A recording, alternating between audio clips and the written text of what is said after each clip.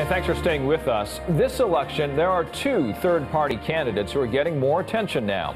We showed you earlier today my interview with Green Party nominee Dr. Jill Stein. Next up, Libertarian candidate Gary Johnson, the former governor of New Mexico. He has 11% support in our latest NBC poll and is closing in on the magical 15% needed to make it to the debates. I sat down with Johnson a week ago at the Coliseum at Caesars Palace in Nevada at the 2016 presidential election forum. It was held by the Asian American Journalists Association and APIA Vote. I started by asking him to describe what being a libertarian means.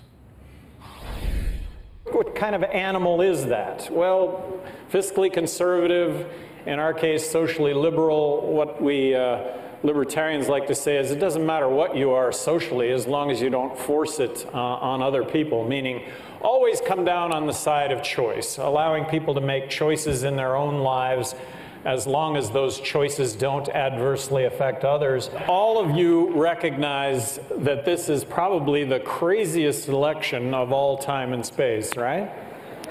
And how crazy is it? I might be the next president of the United States, okay?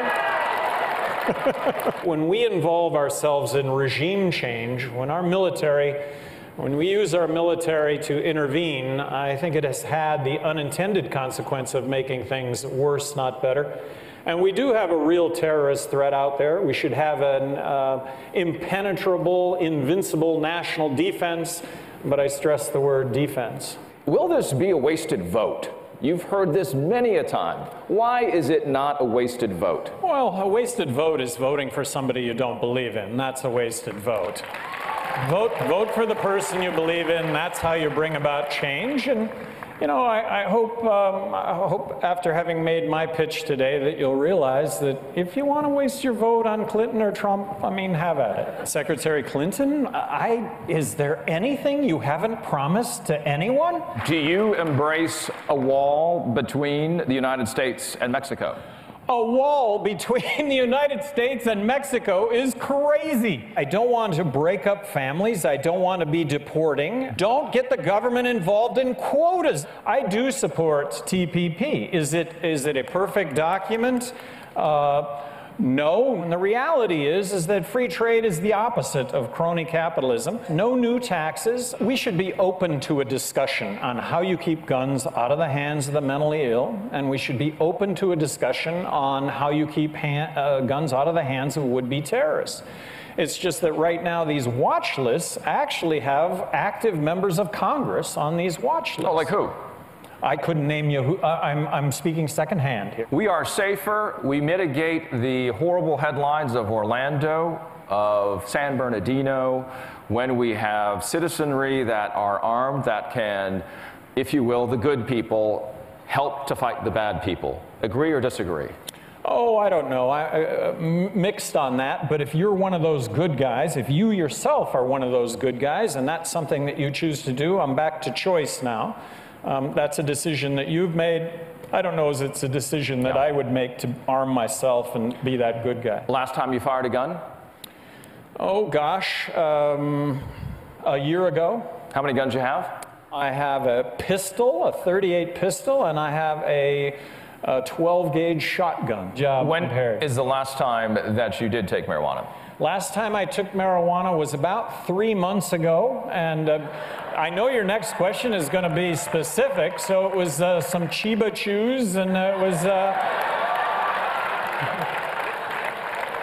How was it? It was pleasant. It was a 10. It was a 10. Very pleasant. When we think about education, and you have a very clear perspective on this, we don't need the Department of Education. We don't. Give education back to the states. Give a lot of these functions that the federal government does back to the state. What's the solution then to Common Core, but in a local way? We need to blow the lid off of competition when it comes to public education. I think if we unleashed hundreds of thousands of educational entrepreneurs to deliver better products, better services at lower price. What does AAPI mean? Asian Pacific Islands of America. All right, you're really close. Asian American and Pacific Islanders. I happen to be a little bit of both.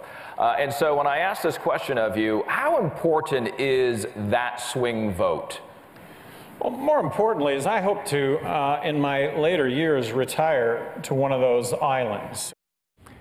So not a home run, but for more on the independent candidates' chances, let's bring back Caitlin Huey-Burns, O'Brien Murray, and Hari Savugan. Let's start with you on this, Caitlin. When you look at the responses from independent candidates to some of these key questions about America, about the policy and the issues that we have, you might say they sound like candidates that we might be used to hearing from other spaces, like the Republican Party itself. How real is Johnson? How real is Stein? Spoilers or real potential candidates here that might win? I think there could be the potential here, given how unfavorable the two main candidates are. I talked to a lot of Republicans, though, who say if Weld was on top of the ticket instead of Johnson, they might be more inclined. But because it's Johnson leading the ticket, it's harder to get there for a variety of different reasons. And we've seen in polls, too, that they just haven't gotten that far ahead yet. I mean, they're not, at this point, eligible for the debate stage to make a real... O'Brien, agree with that? If the ticket was reversed in the Johnson situation? They haven't got that far ahead. They haven't got a single digits at this point. They have no impact on the debates right now, other than trying to get in. Double for they just Johnson. Snuck up there. Yeah. Okay, he just cracked it for the first time. But the reality is, they're not on the debate stage. I don't see him as legitimate there. I don't see him picking up one electoral vote at all, which then means they can't win anything whatsoever. Where I think they have an impact, though, is on Hillary's talking point. She will not break 50% if those numbers hold. I'm going to go to Hari on this. You know, in the latest NBC poll, it shows Clinton with a 9-point lead. But when we include Stein, we include Johnson, her lead goes to 6 percentage points. As you look at this as a strategist here, Hari, should the Clinton camp be somewhat concerned about what these other two candidates might mean to the very close lead that she has in some places? Yeah, well, I think that's the advantage the Clinton campaign has, is they have a lot of ways to get to 270.